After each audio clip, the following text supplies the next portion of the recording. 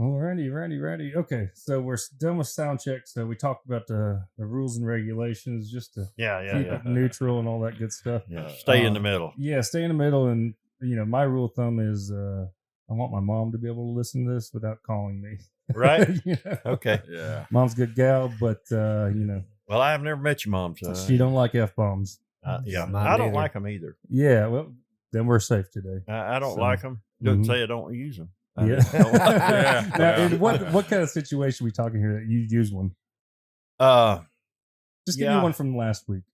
Just give me one from last or this morning. Give me a story. Something from this morning. Well, maybe the flat tire was it. Flat tire. Oh, hey, I tell you what, I was driving home last week from Colorado. Yeah.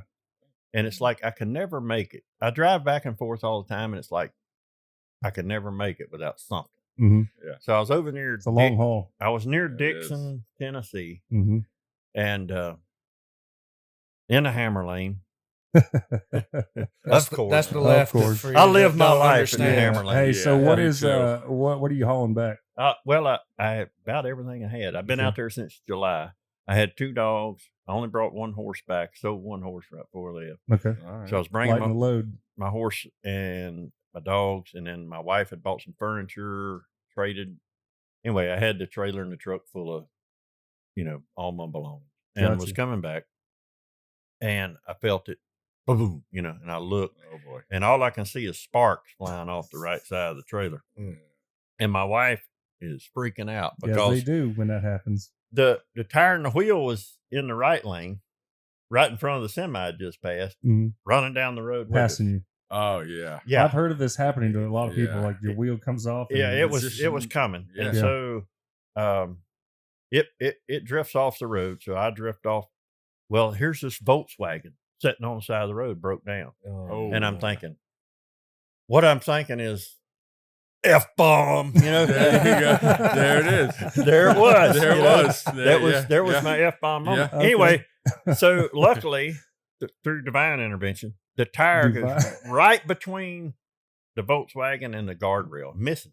Wow. Goes off the road, hits a tree, flops over, all done. Well, I get stopped. U-bolts are gone. Axle's loose. I patch it up. I jerry rig it enough to get to the rest stop. and so I get to the rest stop, and I got to unhook the trailer. Yeah. So I can go to Tractor Supply and get some U-bolts. And so I'm back there. I take the horse off, of course, because the horse, of course. Yeah. So I take it off. What's this horse's name? This one's name is Joe Bell. Joe Bell. Okay. Joe so Bell. She's my new one. She's too big. I should don't buy a great big tall horse when you're old. They're hard to get on. Anyway, you get a step stool. But she's a good horse. But so I'm back there, and my wife's holding the horse, and I'm unhooking the trailer, and I'm like, okay, I'm gonna run Tractor Supply. Well, here comes this person, female of the species, that works at the rest stop, and she comes around the corner, and she's at level 10, like going off. Did you park there? You cannot unload the livestock. I mean, she is screaming. Really? She didn't come up, and this is in Tennessee. Yeah, and I mean and she's got her phone out, she's waving her phone, And as my wife would say, you went to level 10 with her. Nice. And so, anyway, nice. I put her back inside. She was going to call the law. I told him, call them all. It's an emergency. I need them out. Yeah, I mean, you can't leave them on the trailer. Right.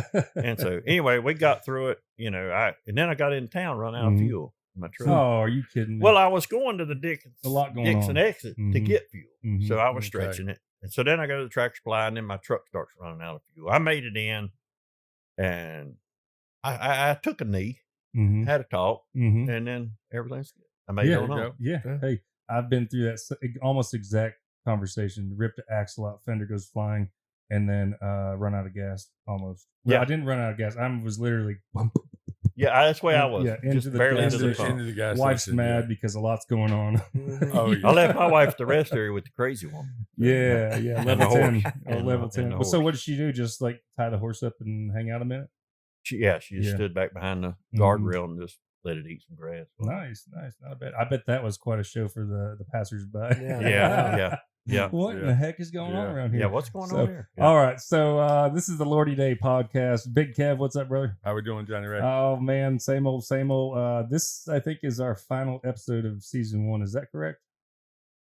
The next episode will be. Oh, yeah. I mean, the final recording of season 1. So somehow John Kerly got on this one. Actually, I was trying to make him guest number 1, but he had moved to Colorado for seasonal. And we'll talk about all that stuff here in a minute. But due to technical difficulties, we screwed up some stuff. So now you're in season 1 after all. All right. So, yeah. Worked out well. Bergen, what's up, buddy? How you doing, brother? Oh, man. What you been up to today? Not a whole lot this morning. Yeah, it's still pretty early. It's a little nippy out there. Yeah, 27 degrees at the house. I brought this space heater in it. My goodness, it heated up. Oh, it sure is. Plus the sun with these beautiful new windows we have in Poor Boy Studios. Yes. So, all right. So John Kerly is a longtime friend of mine. How are you today? I'm doing good. You got here safely. No horse issues. No trailer issues. Took grandbaby to had a flat on one truck, so I had to get my other truck. Took grandbaby to daycare and rode on over here and didn't hit anybody. Very good. So it's been a good day. Yeah, it's been a good day. So when I tell stories of John Kerly, which I often do, I've got many about you that I don't think I embellish on at all, to be honest with you. So when I think of him, I think of real American cowboy, number 1, racer, farmer, rancher, jack of all trades, 100%. I've seen this guy pull off some pretty crazy stuff on the fly. And he subscribes to the old school style of racing, not this stuff where you mess with a fender for 4 days. You know, let's get it on the track. He drove for a while, but I had a word for you earlier and it slipped my mind, but basically, you're kind of legendary to me. Wow. Yeah. No, I'm serious. I'm serious. I've told your stories many times, and my first memory of you is you walking in, hobbling into Team Renzi Motorsports one morning. My first morning. I'm 27, spiky hair. Got a hot girlfriend. All that good stuff. Who's now my wife. And he comes hobbling in. He's wearing cowboy boots. Got a belt buckle on, as he should. And he kicks off his boots, put on a black pair of tennis shoes, puts tape over his belt buckle so he doesn't scratch the race cars, and then he just gets to work. So that was my first memory of the guy, and we ended up working side by side for a whole season. Yeah, nice. And then our paths crossed several times. So anyway, where are you from? Well, born and raised in Hoot Nannie, North Carolina, and I have ventured, many a miles, and I don't think I'm old. I don't think you are. How old are you? I'm 55. Okay, so that's where I was guessing. I've been here 55 years, but I've always. You're not the oldest, by the way, Kevin. No, Papa's still the oldest. But I don't think of myself as old. I just think of myself. I've always, been like, if something I want to do, let's do it. Yeah, that's right. I like to do stuff, and I like to. My wife says it's a curse, but if I get my head on something, you're a rambling man. I got to do it. You know. Yeah. I think the longest job I've ever had was actual job was maybe 3 years. Doing what? I worked at a uniform salesman. I sold uniforms. Yeah, you used to take the rental clothes. Yeah. I used to have a rental. Like route. The tire shops, the mechanics. Yeah. And the reason I did that job because it was Monday through Thursday. Oh, you get Friday. You could race. Yep. And you go race all weekend. Mm-hmm. Nice. So John, you growing up, your dad's a pretty big deal in the racing community in this part of the country. Especially in Western North Carolina area. Yeah. So Benny Kerly, who were some of the drivers that you guys worked with? Well, when we raced? Yeah. All of them. All of them. Well, you're going to have to name drop a little bit. The greatest drivers that I remember watching, I got to watch these races when my dad would race, and Butch Lindley was there, and Sam Ard was there, and Bob Presley was there. And Harry Gant was there. Harry Gant, that's what I'm saying. Yeah. You know, big names. And I watched them 4 nights a week, you know, when I was a kid and grew up with them. Now your dad, I mean, your dad drove also, and my dad raced. then- Yes, then he made a living with his race car. yeah, That's what he did. What year was this? This was from like 1970 through like 1978. Wow, so he was. Did you guys farm at all, or were We always had cattle. cattle? Okay, Nice. Yeah, we always had 20, 30 mama cows. okay. So you guys raced Hickory, Tri-County, Tri-County North wasn't around there. Wilkesboro. We run Asheville. New Asheville or Asheville? Yeah, Yeah. Asheville, Kingsport. Yeah, Kingsport. Starlight used to be down here. This is where a lot of the guys came up into actual Winston Cup Yeah, from. Really? they were from this area, and as it went along, I was looking at a thing the other day from Metrolina, and my dad was in that race, and it was like one of the greatest races ever. Oh yeah, for the historians, and he finished 10th. In that race, and what that pay? I think Earnhardt finished 11th. I think it paid $250. Yeah, but that wasn't shabby. Yeah. But the way my dad raced was he had his car, and if he showed up at the track and, Bob and Harry and all those guys were there and they bought new tires, well, he knew that if he bought new tires, he might run second or third or fourth race. Yeah.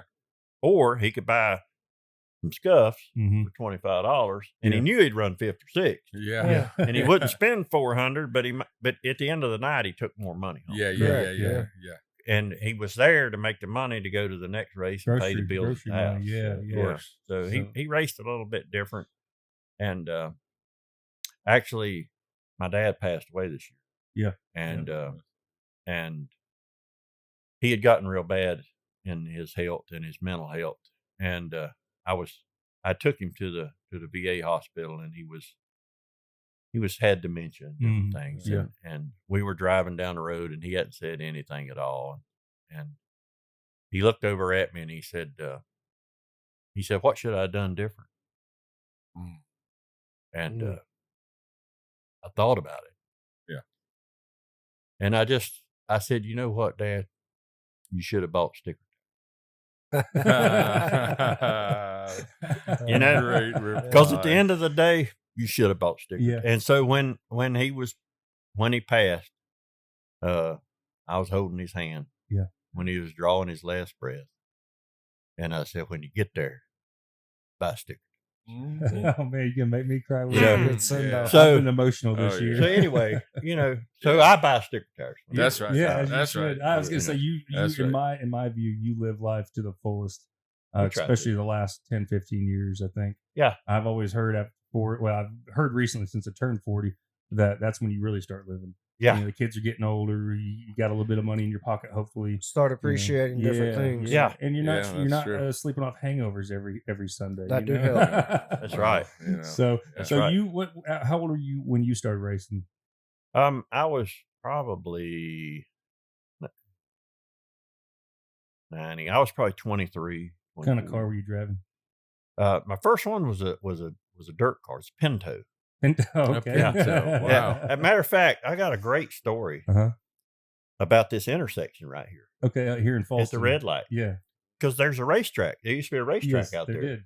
What do they call it? Thunder Valley. Yeah. Thunder Valley. I used to go down there and race my Pinto. That's great. Modified Ford. We had 10-inch tires on. It's great. My dad was driving a truck, and he called and he said, "Hey," he said, "look for me at the intersection in Fallston." He said, I'm coming from Atlanta, and I'm just going to park there in town, and I'll just look for me. But if I ain't there, you go on the track, I'll catch you. Yeah. So he was late, and he parked his semi up here in behind the gas station or whatever. Yeah. And he walked over there to that corner, and there was one race car come by, and he hollered at him. He's like, hey, I need a ride to the track.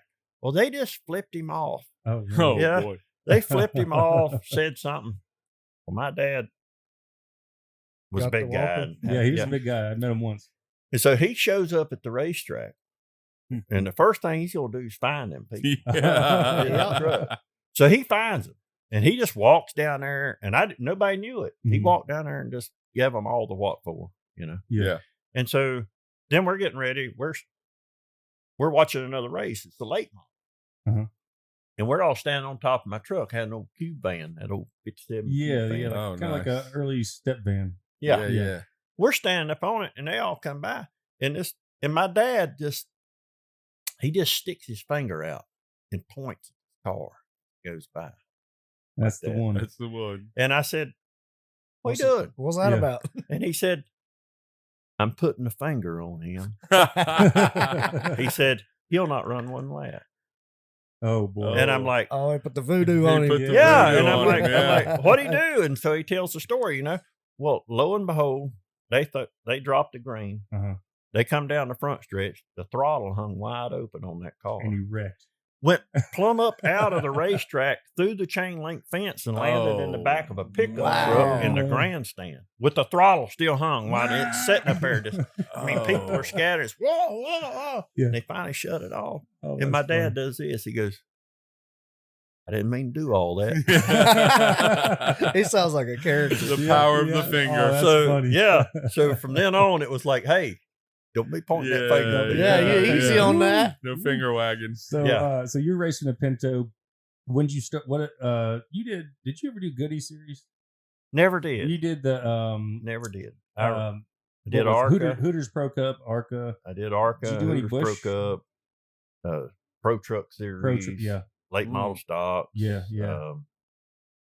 Pretty much anything I could get in. Yeah. Now you Nice. so you were in the Marine Corps. What age did you enlist? I went in. I graduated from high school and went to boot camp in January. Yeah, After you we- went to Parris Island. Island. Yeah. Yep. Okay. Yeah. So you're actually our third Marine on this show. I think we're biased for some reason. Well, Well, I don't know, maybe like-minded, Yeah. Well, So, it's something that I did, and I used to make this statement: I wouldn't do it again for the whole world, but I wouldn't take the whole world for it. Right. Yeah. That's Yeah. kind of where So I'm at. what was how long were you there? What was your job while you're there? Well, when I got out, I was my career took different paths. I was supposed to have been a map Okay. because I really like maps. I've always been into maps, and so they sent me to Camp Johnson at Camp Lejeune, and I drank the dang water. So you got the commercials are about class you. action suit right there. Yes. Yeah. That's right. Sokolov. But I didn't drink a lot of water. I drank more beer than I did water. Probably That saved must have been you. a good idea, huh? Yeah. What saved you, was your flushed you flavor? out. Looking back on it now, I'm glad I drank that That's beer. right. Yeah. That's Yeah, right. no doubt. What beer did you drink? I don't know. It's probably The kind that was Coors there. Light, Coors Light, probably, yeah. Okay. or whatever somebody bought. Yeah, whatever was whatever there. was Yeah. the cheapest. I'll tell you a story about that. We were in. I was out in Camp Pendleton, California, and was doing desert maneuvers, doing desert training. Yeah. And we was out there for several weeks. And what they would do is your platoon commander, you're just out in the middle of nowhere, and he'd go, okay, from that bush to that Jeep, and he'd make a square. Yeah. And just out of random objects. And he would say, that's the beer garden. That's the beer garden. And this Jeep would pull up, and they would have those big metal trash cans full of beer on ice. Oh, Okay. Nice. And it was 50 cents a beer. oh, dang. Okay. So you just got in line and you walked up to the guy, and if you wanted 6 beers, you gave him $3. Easy enough. And you got the first 6 that he pulled out of the can. Yeah. I mean, whatever they were. Yeah. You Yeah, got yeah, the first yeah. 6 that come out. Yeah. They have Paps back then? They did. Oh, yeah. They had Nice. Paps. They had Schlitz. Oh, Oh, man. Now I'm gonna tell you, if you got a Schlitz malt liquor or a Colt 45, That was high class. You were happy. You could trade one of them. 2 for For 1, two. 2 for 1. You could trade one of them for 2 of anything else. Oh, yeah, that's right. Yeah, with the the- malt liquor. Yeah, yeah. the dark green Marines, they really like the malt liquor, so Yeah, you could yeah. always trade up. Oh, No yeah. doubt, you know. no doubt. But then you just got, so you drank whatever. You drank Yeah, of whatever the course. man pulled out there. But in the desert, it doesn't. Right. No, That's I can right. imagine it doesn't. know. So, And how many years do you serve? 4 years. Okay. You had to sign a 6-year commitment, and you had to serve at least 6 years when I went in. Mhm. I think it's changed it to 8 now, I think. Wow. But so I served 4 years. about a year and a half active, 2 years active, and 2 years in reserve. And I was in a reserve unit down in Charlotte. And we was there.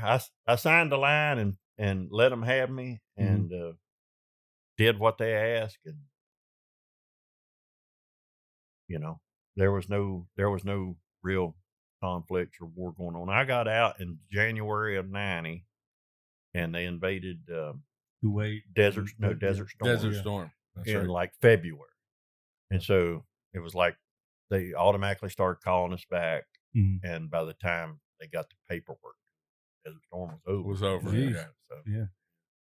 Well, anyway, I love this country. I've always loved my country. Oh, no doubt. Yeah. And I love the Marine Corps. It's a band of brothers. Yeah. Yeah, you guys just celebrated a birthday. We had a Yeah. birthday, thank you November for 10th. Yep, thank you for your service. Well, you're welcome. Yeah. We Yeah, appreciate so- you. So Appreciate we have a joke. We have a buddy, John Allen. He's a Marine. He was on the last 2 episodes. Yeah. And he's really got a great sense of humor about the Marine Corps, and so he gets annoyed when people say overdo the thank you for your service. Yeah. So you understand. Yeah. So we do it excessively. Yeah, on we the we, show. we at least Oh, you said just it. wear We him said out. it. Yeah, we Oh, said so it. we basically, probably said at least 30 10 times. easy. After No, your no, story, we way would be more like, than that. "Thank you for your service." Thank you Then for go your down the line. service. And every one of us would say it every we time. probably did it 8 times in the last Yeah, episode. yeah. But Yeah, once is enough. Yeah, that's exactly yeah. right. It's- That's You know, exactly right. You you don't know- have to overdo it. You don't have to thank me for your service. Just be somebody worth my service. Yeah, there you go. There That's you a great go. way to put it. There You you make go. T-shirts that say that. Yeah. Yeah, you can make that's a right. fortune. So you're in Midnight. Midnight. Yep. You know how far that is from Hickory exactly? Because we serve an hour radius for Wood for Warriors if you burn wood. Well, I'm about 30 minutes. You well within So range. Bergen here has an organization called Wood for Warriors. They supply wood for wood burning stoves and stuff for Awesome. Well, for free veterans. firewood. Yeah, but free firewood. It's Sorry, it's a way Yeah. to give back. Well, Yeah. my son, Dylan, his goal in life is to cut firewood. Well, That's the boy. firewood cutting this kid. I enjoy it myself. Yeah, he's been cutting firewood since he was old enough to run a handsaw. Jeez. So is he And- using and- a splitter or is he hand splitting? Well, no, he's got 2 or 3 chainsaws. Yeah. And we got a hydraulic log Yeah, splitter. yeah, you gotta and have that. everything. Right, Yeah. he's- So- yeah. So, but he might want to help you. Well, we'd be glad to have you. Yeah, Yeah. Great volunteer opportunity, and then they serve a lot of veterans. And Yeah, we and did stuff like that, 92 so- loads last season. That's awesome. Crazy. That's a awesome. lot of wood. So you get out of the Marine Corps. I imagine that's when you started racing, or I did. Well, I had a little hiccup there. I actually started racing. Yeah, when I got out, but I was a law enforcement officer. yeah, I was gonna say, Believe weren't that. you, weren't you Oh, wait a minute. county guy, right? Yeah, I Yeah. was a deputy sheriff for just a short. Yes, short I was while. gonna bring that up because not many people. So that answers the what Yeah, people don't know about. I know about Yeah, you. yeah. So Wow. that was a short stint out of the military, right? Yeah, I got out, and I don't know. I like law enforcement, and I like doing the right thing, and I like helping people. Yeah. But it wasn't. Yeah, sure. I enjoy helping good people, but it's hard to babysit the bad people. yeah, Yeah. and I hear it's a lot of that sometimes. So So we did that, and then I started. I actually raced motocross bikes. really. Yeah, Oh, I wow. didn't know that. yeah, I raced motocross bikes and broke my neck.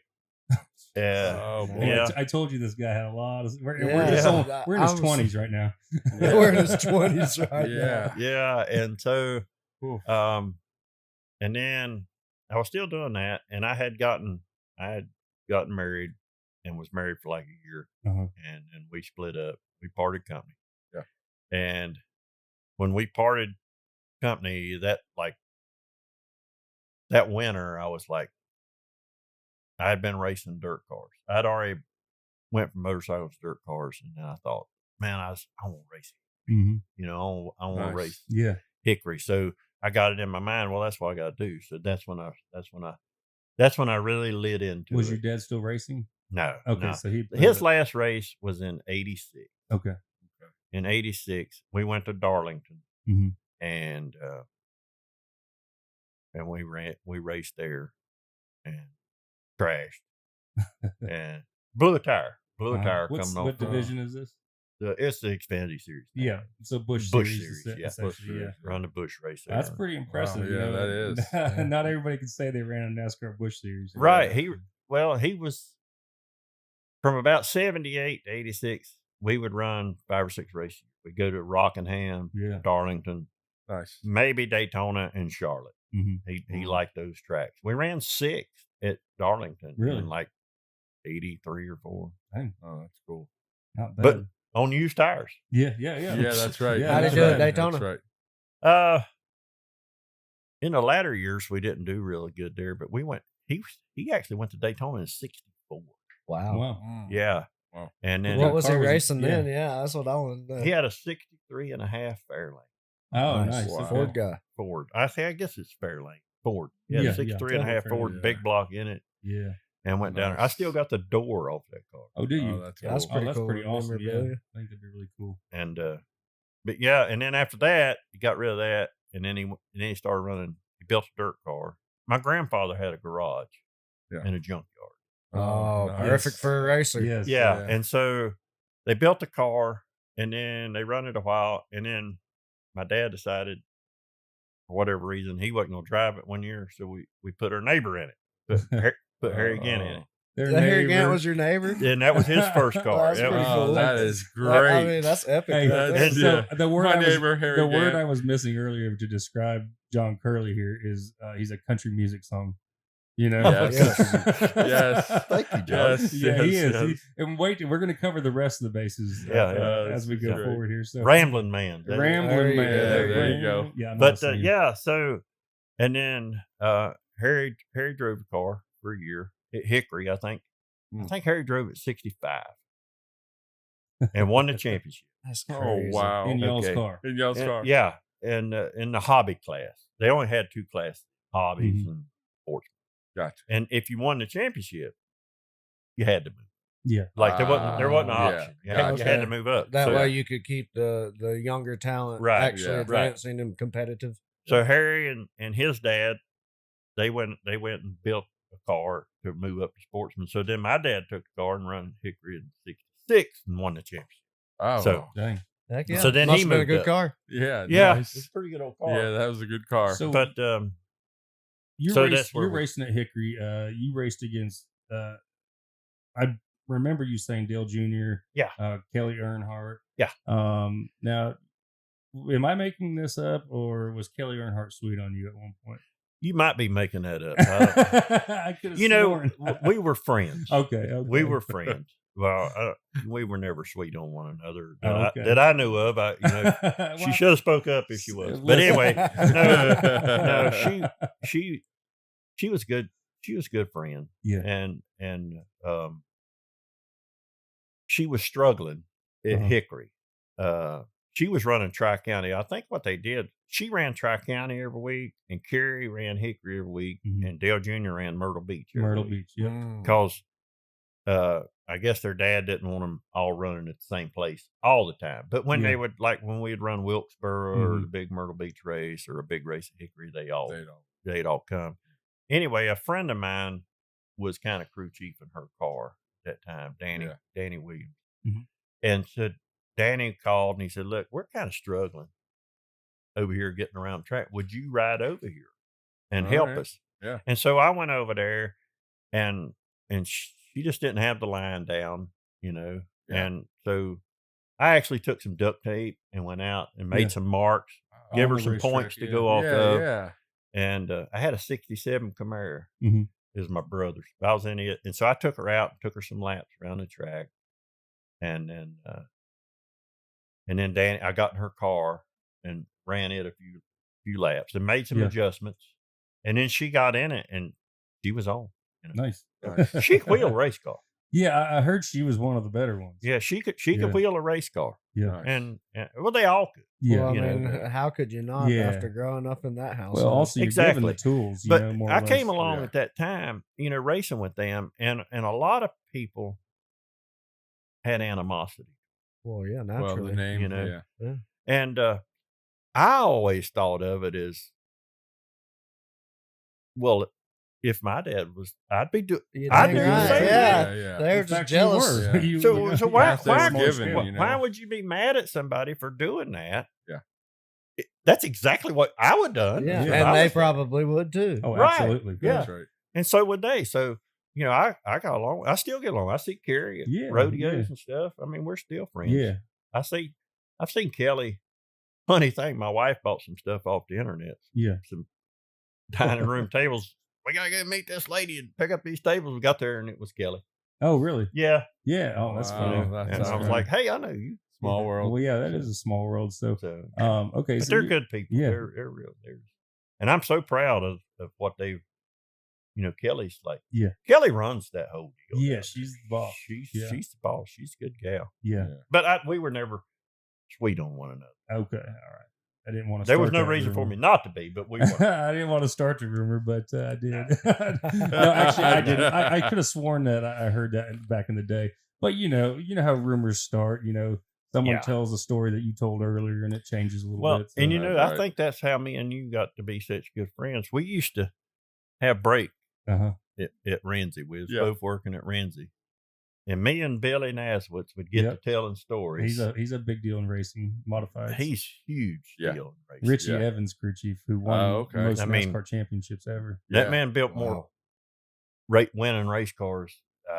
Than They anybody. just dominated. Well, he also was car chief at Randy LaJoy's when he was running that 74. They won Right. 2 championships back to back. Oh wow. So Yeah, he's been around. He's and so we would sit around. Me and Billy would sit around. Once we got to know each other, we got off on a rocky start. When that first started. Yeah. And they almost fired me the first day. Really? Yeah, Huh. at Renzi's. Yeah. Because what was the boy's name? The brother that was Oh, crew, Sam. no, the crew chief. Oh, the crew chief. Lewis was. Lewis Yeah.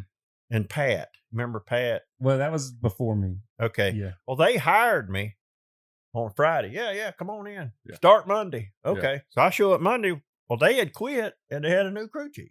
Oh. So I walked in the back door and everybody's like, Who are you? Who are you? What Yeah. you need? who Yeah. hired you? And I'm like, well, he ain't here no more. I'm like, okay, well, I still got hired, Yeah. Yeah. I still got a And- job, right? And Billy told me, he says, just go over there in the corner and don't bother nobody till I figure out what to do. Really? Yeah. Yeah. Oh. And so the new crew chief, Chris, Chris Wright. yeah, Yeah.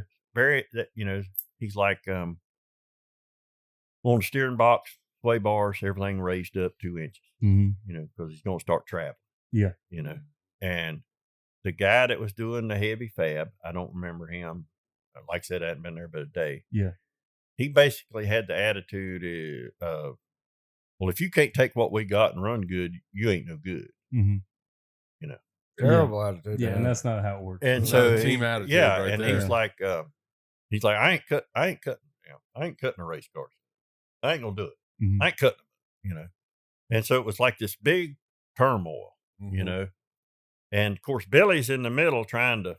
Yeah. He's broker got the crew deal. chief over here, and then he's got this guy over here. I ain't doing it. I want this done. I ain't gonna do it. Mhm. And so I slipped over to Billy, and I'm like, "Hey, man," I said, "I've been working for Randy Goss the last 3 years. Mhm. I've only cut like 1,000 sway bar tubes, Yeah. steering boxes out, and Yeah. raised them up. I can, Yeah. I can almost do that in my sleep. Right. I've got patterns and Yeah. jigs in my toolbox." Yeah. And he kind of looked at me. He's like, "You know what he wants?" I'm like, "Yeah." And he's like, Yeah, that's what I'm trying to tell you. Yeah. yeah. And I'm like, I do them all the time. Well, you just go with him and fix them. Like, okay. And so, and then, Yeah. the rough edges, I just got hired in, but they kind of brought me in and they didn't have a say. Yeah. So it's kind of Yeah, sore. yeah. They were kind of Yeah, sore yeah. for just a minute, but me and Billy ended up being like the best of friends. Yeah, We yeah. still talk. Oh yeah. So we were working at, this is 07. We had team was running 2 cars, 25 and 35, McDonald's car and Mm. free credit report. But at break time, we all gather at the fab table. Yeah. And Robin was coming with the brake truck. She Yeah, still yeah, does in yeah. racing. And but we'd sit there and we'd either do one of two things. We'd all bitch about work, because Yeah. Yeah. we were wrecking a lot of cars at the time Yeah. with Gilligan or Yeah. Gilliland. Yeah. Yeah, Gilligan. Yeah. But anyway, so we were working. Sometimes they wouldn't bring a car until 5, 6 o'clock in the evening, and in raw metal, and it had to be race ready by the end of the week. Oh, and boy. we'd work through the night. Sometimes get out of there at 6 a.m., go get a few hours sleep, come back. We always got it done. Yeah, we always got it done. But we got there, made every one of them. Yeah, we never missed a race. That's the thing. It's like you always get there. You may not be as ready as you want, but you'll shove it in a box and finish it when you get there. Well, there comes a time, Mm-hmm. You're 8 hours from the track, and you got to be there in 8 hours. Yeah. So shove her in time there. to go. Yeah. So John actually drove transport. You still drive? I was. I drove. Well, I still can. Yeah. I quit at Richmond this year. That was the last race I did. Yeah, and you were driving for Joe Gibbs. I was driving Joe Gibbs up until last year. Okay. And I was there for 7 or 8 years. Yeah. I went and helped Brendan. Yeah, Brendan Green, who was the truck driver. Brendan called one day, hey, I need somebody to go to California with me. And, 7 years later, I'm still there. Yeah. That's a pretty sweet gig, though. Awesome. Did you drive out? Did they fly you in? What was the deal on that? It just depended. Yeah. Most of the time, like the West Coast swing, we would drive out, Mm-hmm. and when I get to Vegas, I fly home, and then they'd go on to California, back to Phoenix, and then I'd fly to Phoenix, and drive home, drive back home. They don't want you sitting in a hotel room. Well, holding up a card. Yeah, DOT regulations are, you got to have. You can't drive, can't go over. Yeah, no more double log bugs. Yeah, those days are over. Yeah. They are. Them days are over, and it's good. GPS now is taking that out of the play. Right, right, and so they have to have 2 drivers, transporters. You just have to do it. That's the Monster Energy car, wasn't it? I drove when me and Brendan was doing it was the Monster Energy, the Monster 54 car, and we won a lot of races. Yeah. That's cool. we had a lot of fun. I think, but he's on the 18 now, isn't he? What's that? Is he on the 18 truck or car? He quit driving the truck. Oh, he gave it up? He's done. He quit driving the truck last year and is a mechanic. Oh, at the shop? Yeah. Oh, wow. He's a mechanic, and I think he's on the 20 car now. Oh, okay. That whole crew kind of went from 18 to 20. Adam Stevens and that whole crew. And that's a super crew. Yeah. That's a super group of guys. Those were the same guys that was on that 54 Monster car. Yeah. And then they moved them to the 18 car. Mm-hmm. And then they won 2 championships there. Yeah. And now they moved them to the 20 car, and they turned their one another championship this year. Well, when you got a winning combination, why not keep it together? They're good guys. And power crew right there. And they're the and I'm sure some of them gone, some have come. But Adam Stevens he's a super guy. Yeah. I still, I'm still some old cowboy out in Colorado, and they win a race, and I send him a text, and like 2 minutes later, ding, I got my text. Yeah. He's a good guy. I like him. Yeah. And Brandon and all of them. Yeah. Good. Montana, bunch of the guys. Yeah. Mm-hmm. Well, so you used to tell stories around the break table. We were supposed to get 20 minutes. I think they usually went into 30 minutes. Yeah, it depends on how good the story was. Yeah. So he would come in almost daily and give us a good story. Sometimes he'd watch a movie and he'd tell us about it the next day, and you felt like you'd seen the movie. Yeah, the guy's a great storyteller. He's a pretty good storyteller. And one of my other little loves is poetry. Yes, tell him about this. I love cowboy poetry. I don't write it. I wish I could. Yeah. But if a good song or a good poem or a good presentation, you should be able to see it. Yeah. Mm-hmm. Gives you a vision. And if you don't, just like when you hear a good song, you should see that song. Yeah. I mean, it should be there. Yeah. Like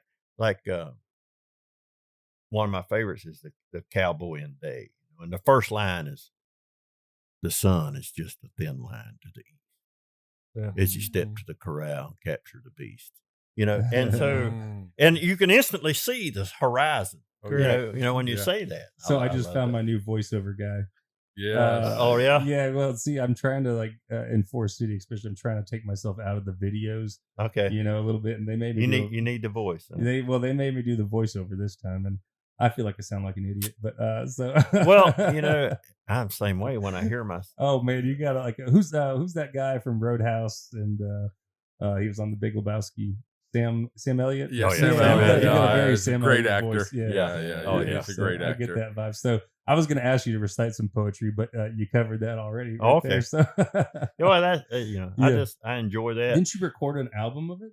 Or, I did. I made a CD. Just because it. Well, I go to Cowboy church and I do them a lot of times at Cowboy church, and people like to listen to it. So I made a CD. I had about 10 or 12 of my favorites on there. I think that's really cool. Really cool. So, or he'd be around the table telling us about some Western. It was like almost like Louis L'Amour. Telling us right there for 25 minutes or whatever. I got a few stories I want to bring up, and you can just tell me what you remember. Maybe you don't, but I remember a horse tearing up a steering wheel on a riding lawnmower. I think like the horse like came up. Oh yeah. I remember that. So I had this horse one time, right? So I was into this mounted shooting competition. There's where you shoot. There's another story in that one too. Where you shoot the balloons. It's a cool competition, and I was into that, but I didn't have a good horse. Yeah, and so I was searching for a horse, and a friend of mine called and said, "Hey, I think you'd like this horse over here in my neighbor's pasture." And I'm like, "Why would I like it?" And he's like, "Well, I don't know, but I just think you would." Yeah. And I was like, "What kind of horse is it?"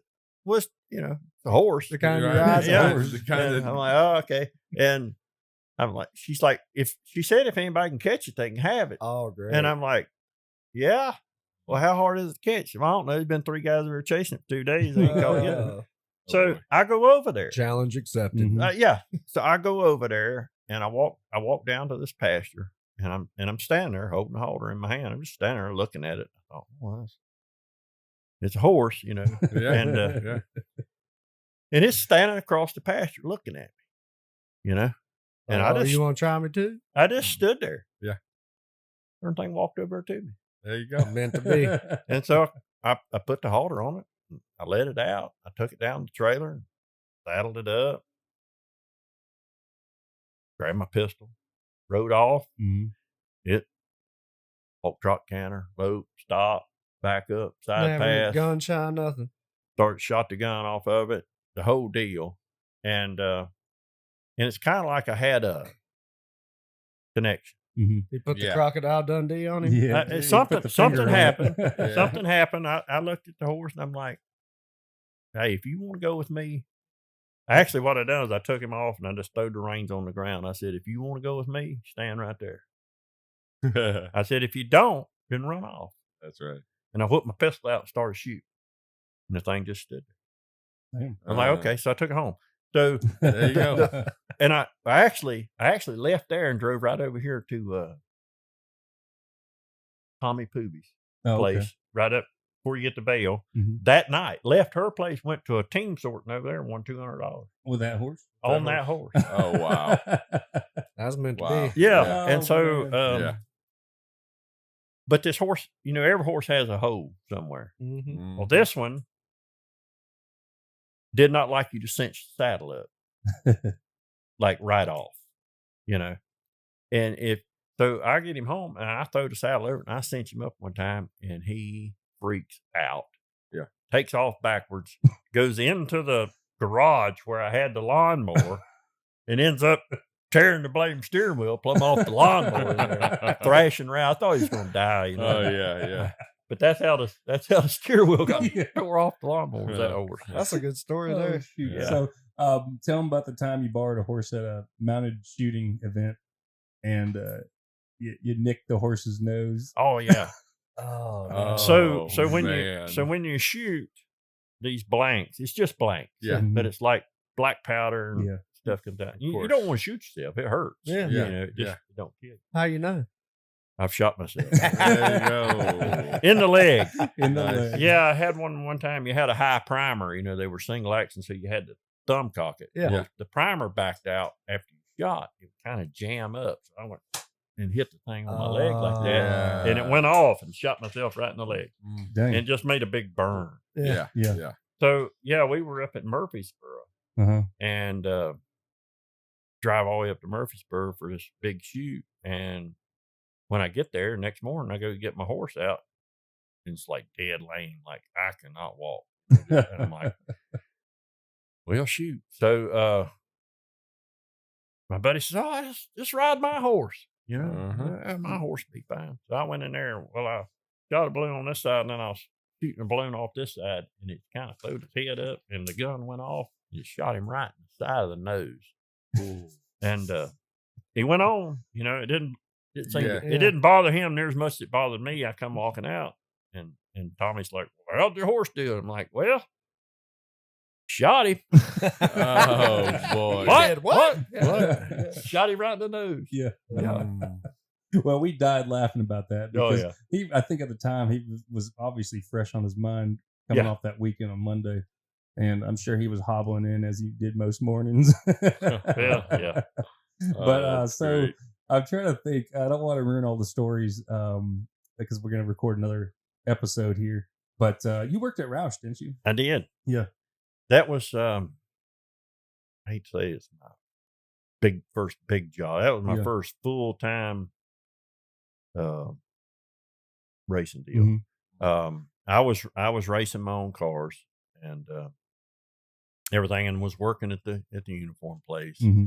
And a friend of mine, a lifelong friend, Daryl Mara, he was at Roush, had been there a couple of years, and he was going to move up, be shot guy. Mm-hmm. And I had told him, I said, "Man, if something comes up down here in the fab shop, I think I'd like to do that." Yeah. And so Daryl called and said, "Hey," you know, that was the year that they were switching from Thunderbird to Taurus, and they drug their feet as they always do to NASCAR, to make templates. Oh, you know. So it was the 8th of January before they approved templates.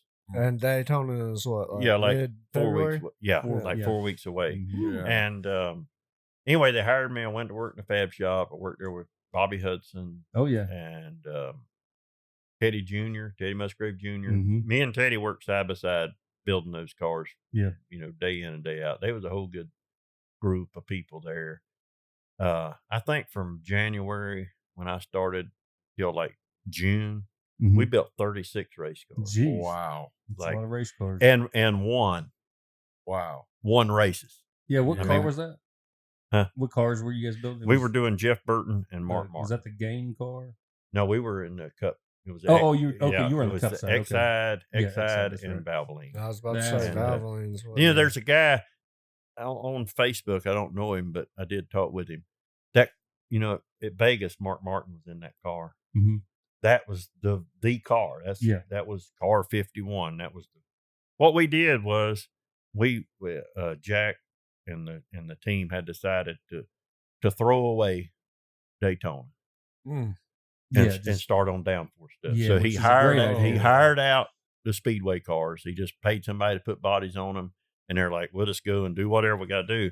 But when it comes downforce time, we're going to be on it. And so we worked and worked like 90, 100 hours a week, you know, and that car was the first one we built.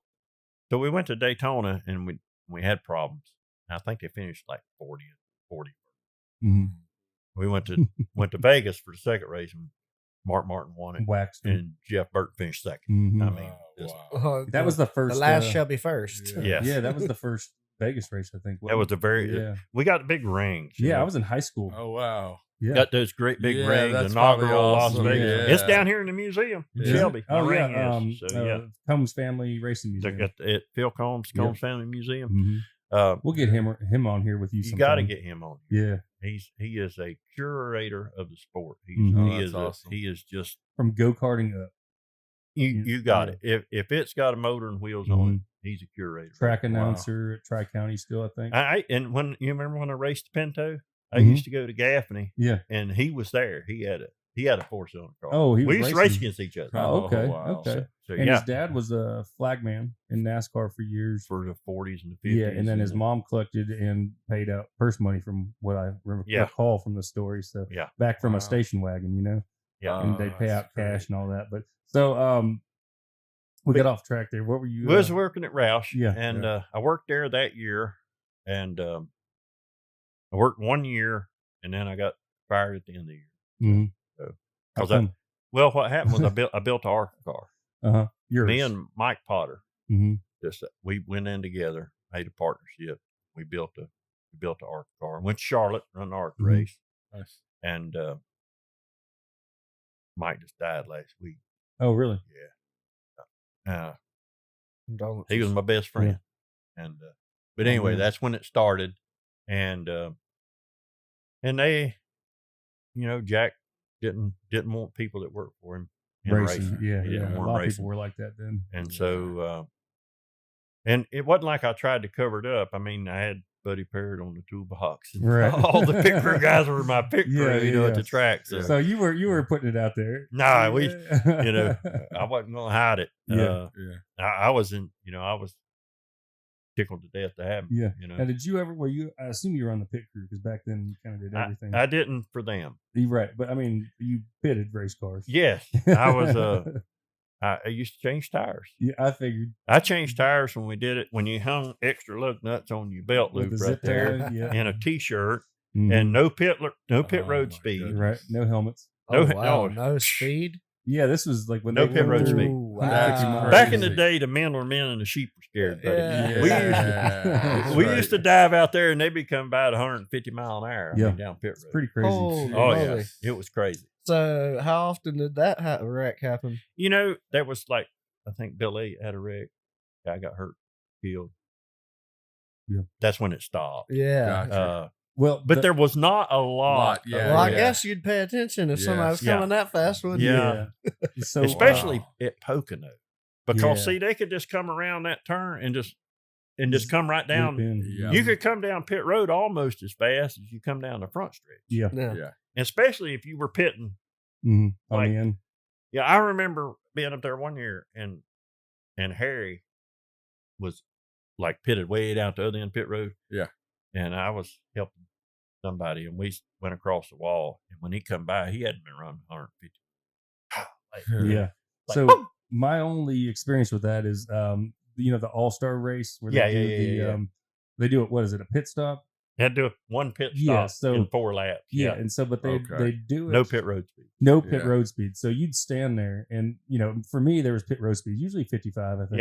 Which is still fast. Yeah. That's really fast. Yeah. But that's what puts perspective on 150. Yeah. But they go by you, man. I'm telling you, it is like you feel the breeze off them. Of course. And you're not. I mean, that's not normal. That's a rough way to spend your time. Yeah. But John Gaynor, I think, is what his name. That sounds right. John Gaynor, was he the one that got messed up in Miami? He got run over, and after that they started putting helmets on. It was either him or I can't remember. I used to travel with so many different dudes, Yeah. Especially on the pit crews, they were kind of like nomads, Of course. So no pit road speeds. Hey, how we doing on time? I should keep talking. Yeah, you're too young to be moving like that. So, 53. Okay, so let's go ahead and take a break right now, and we'll take 15-20 minutes. Rest our chops, and then we're gonna dig into John Kerly after racing. Oh boy! Oh wait, but let me tell one more story quick since we're at 53. Yeah. So, someone said, you remember we were playing cards in the suspension room back in the day? We'd play cards every now and then during the off season when like there'd be nothing to do. Yeah. For a day or two. He took a deck of cards and ripped them in half. Yeah. Swear to God he did. I saw it. Who's this? This guy. Wow. I've done it many times. Won a lot of $20 bills. Yes, he did. Yeah. He won one off me because I was like, bullshit. Yeah. Yeah. That started when I was 14. There was a guy come in the shop, and we had a guy that helped my dad, and this guy was enormous. Yeah. His name was Frank Bledsoe. Big Frank. Yeah. And Big Frank was an arm wrestler, like East Coast world champion. Yeah. Oh, nice. Legit. Yeah, legit. Over the top. And he was That's right. Pun Over intended. the top. He was like the guy on the other side of the table and over top. Yeah. He was like, but he was enormous. And he recapped truck tires. That's what he did for a living. Yeah. But he was, he was just so strong. I've never I've never. Actually, 3 guys one time got a hold of his arm on the hood of a race car, and all three of us put both hands on his hand and had our feet up on them, and we're pulling, all 3 of us. Yeah. And he's sitting there like this. Yeah. Waiting on y'all to get tired. And he ain't moving. Yeah. And when he finally yanked us, jerked you. It hurt. Yeah. I mean, I have never, it might have well been a hydraulic cylinder. Wow. This guy was so strong. But anyway, so this guy come in and he's like, I bet you can't tear this deck of cards in half. Well, Big Frank tried. And, it just wasn't his thing. He couldn't do it. And Larry tried. Everybody tried. So then the joke was over. Well, the cards were laying there. Yeah. And I was like, well, let me try. Mm-hmm. Yeah. The little kid. Yeah, let him try. And I ripped him in half.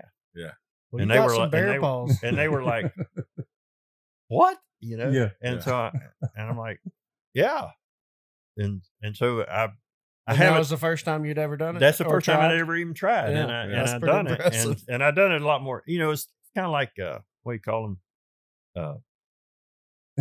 Bar. It's like a bar joke. bar trick. Yeah. A bar trick. It's like a bar trick. Yeah, but I mean, there's no trick to it. It's just strength. Take a deck of cards and tear them in half. He doesn't know his own strength. The whole deck. Yeah. Whole deck. The whole deck. His hands were cut up when he was done, I think. Yeah. I mean, it hurts. Yeah, I don't know that I could do it now, but yeah. I have done it. I don't know. Cornhusker screamer. I've done it many times. He got some paws on him. Yeah. So, okay. Well, you know what they say about big hands, right? You got big feet. You got big feet, and you got to have big gloves and big shoes. Yeah, that's right. That's right. Well, cool. So we're gonna wrap this up, and so this is episode 7, I believe, sponsored by Johnny Ray's Signature Sauces, Johnny Ray's Smokehouse. Who you got, Kevin? Any sponsors today? The Hoot Nannie, Come Forest see City. Kevin. Come see me. Come see us at the bar. Yeah. So new. Well, by the time this drops, it'll be probably about 6 weeks in. But new menu, new cocktail menu. Handwritten by our GM. Yes, beautiful. We'll have a full list of our bourbon selections. About 12 cocktails, signature cocktails. Yep. Gonna be beautiful. I live an hour and a half from this place. Yeah, which is crazy that you would. And I live over 2 hours from the Hoot Nannie. Yeah. And I have been to both of them, and I continue to drive to both of them. We appreciate that. You just can't beat it. Yes, sir. Well, the crazy you can't beat it. Well, I appreciate that. And the crazy thing about the restaurant business is it's actually reunited me with a ton of my friends. Old racers, friends from and then mutual friends of friends and stuff. So John started coming to the restaurant. And it was a tremendous surprise to see him one day out of nowhere. And in fact, that's the way I like it, because I like it when I just look up and I see a familiar face from back in the day. And honestly, that's a really cool compliment to me. Billy did that. Yeah. And he comes in, and his wife, and then Dan Brzezowski, and all those guys. So it's really cool. But anyway, so sponsored by the restaurants, as you guys know, Wood for Warriors. Go on their Facebook page, all that good stuff. You can donate your time, funds. There. What's the Venmo or what do you do? PayPal? Yeah, we do PayPal. Wood 4, like the number 4 Warriors. Also Facebook, we have a donate button on the Wood for Warriors page. Okay, so we'll also have it in the show notes, so you can do that. Yeah. So super cool. And then we'll be back. I'm gonna be looking into that. Like I said, we'd love to have you. Yeah. And I mean, maybe I don't know what kind of time y'all got on your hands, but that's right at the edge of our radius. Right. Maybe you'd want to be a satellite for us. Well, we'll look into that. We've already got one of those in North Wilkesboro as well. Okay. Oh, that's cool. I'm between Hickory and North Wilkesboro. Yeah. No, okay. Yeah. Cool. All right. Well, that's a wrap for episode 7. I'm Johnny Ray, pitmaster owner at Johnny Ray Smokehouse. We got Big Kev Bergen and our guest, John Kerly, signing out. We'll see you soon. Episodes drop every Monday at 6 a.m. Awesome. Out. All right. Yeah.